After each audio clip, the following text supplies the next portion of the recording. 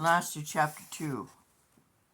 She finished changing Hayden, and he was crying again. She wasn't sure what it would be this time. She was pretty sure he was hungry.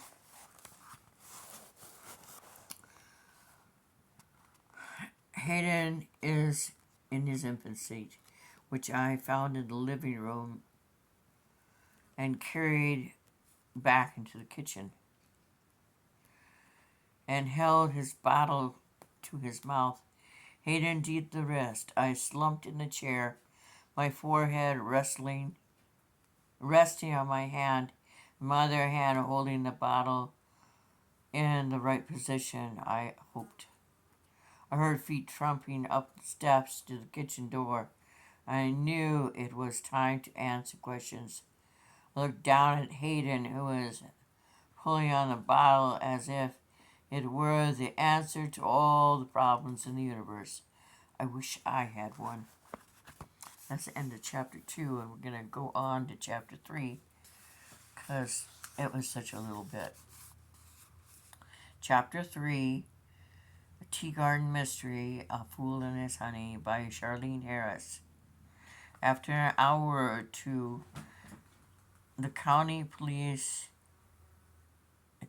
cops coming in and out, I was so exhausted, angry, horrified that I could hardly put 2 words together, much less come up with a coherent answer.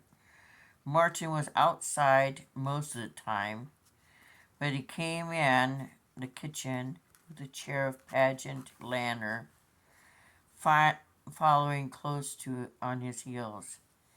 They went into the study across the hall and didn't come out for ages. I passed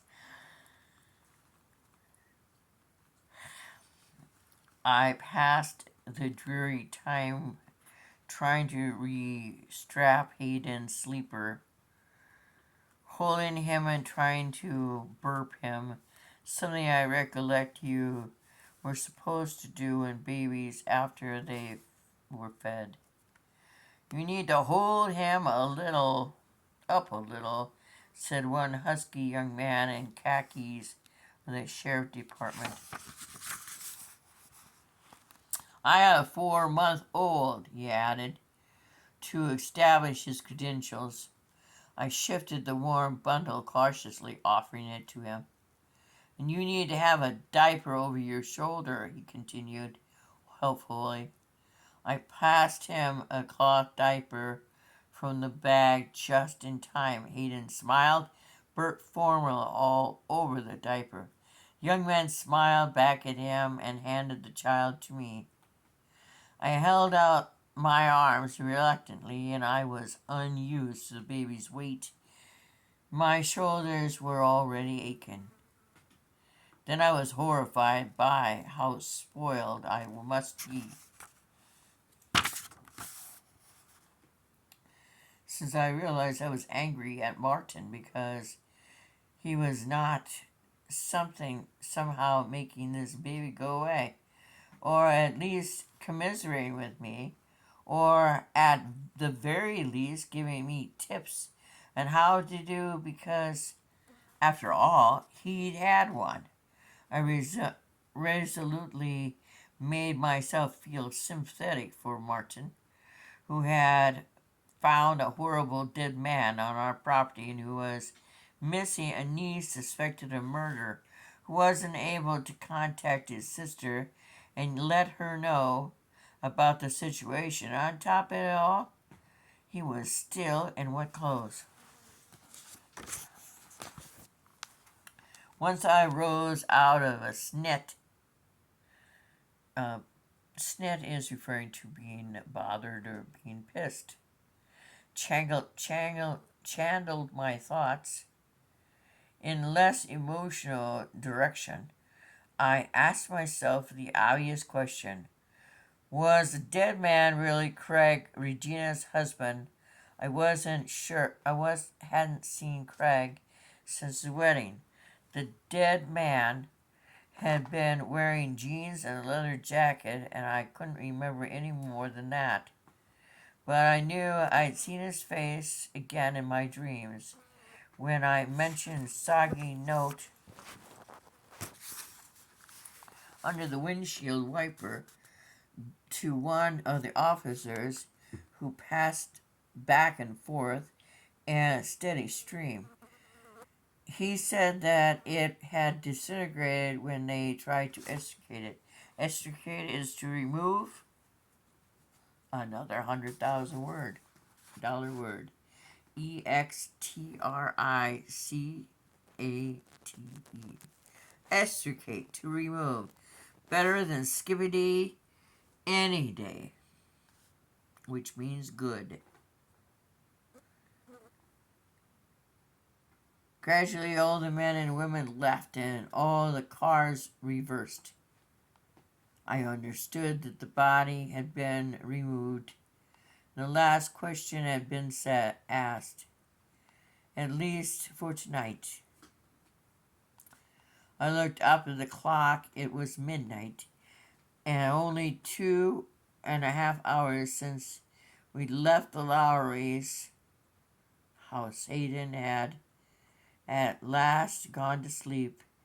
I'd put him in the infant seat, grateful for the chance to rest my arm, which were definitely worn out from the unaccustomed burden.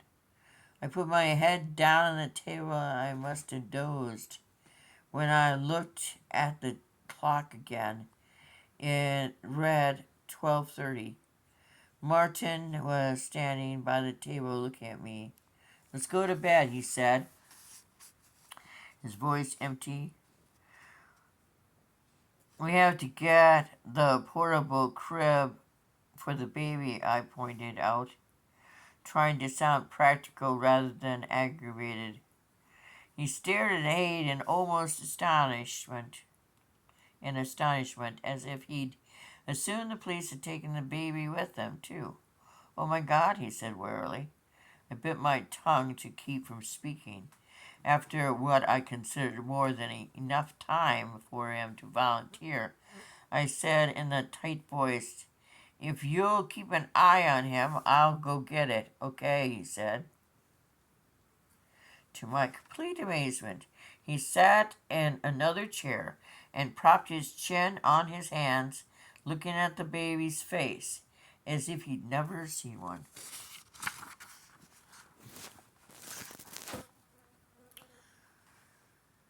Gritting my teeth and simply ducking under the crime scene tape, I went up those stairs once more, maneuvering carefully around the bloodstains and wondering who the hell would clean them up. Probably me, I figured. I was building up a good head of grievances. It was a shock to see how messy the apartment was. Of course, they searched for evidence about the crime and Regina's whereabouts. I don't know why I assumed they'd leave it neat. I shook my head in disgust with my own naivety. And naivety, I can't say the word. Naivety means she can understand.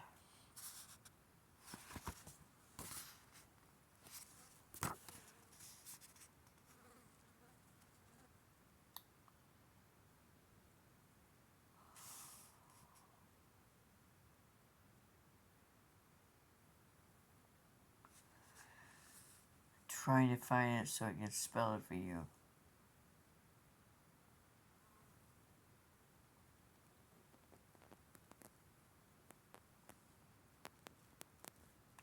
Naivet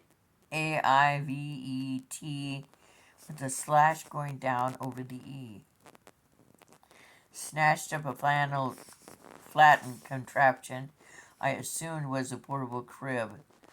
There were assembly directions on the white rectangular attached to the passive bumper sort of thing, and I was pathetically grateful. I was so scared I wouldn't hear the baby if he woke in the night, that I laboriously assembled the crib right by our bed. Martin didn't comment. At least he carried the diaper bag up after me, and at least I managed to lay Hayden down without waking him.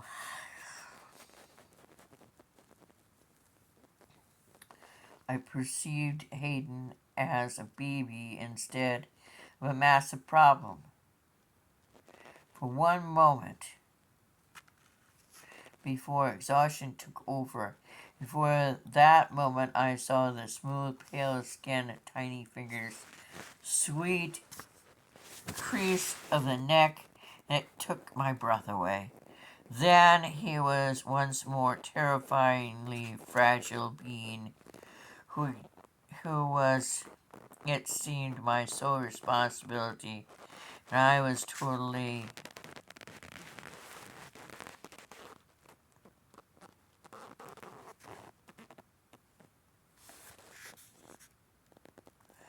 tossed him into the wicker basket, pulled off my clothes and tossed them in the wicker basket in the bathroom, and I pulled on my blue nightgown and brushed my hair.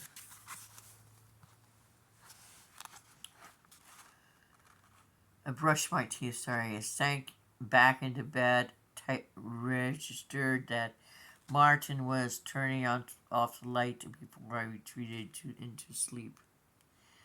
Was it our hatchet? Kitty, why do you have to throw things?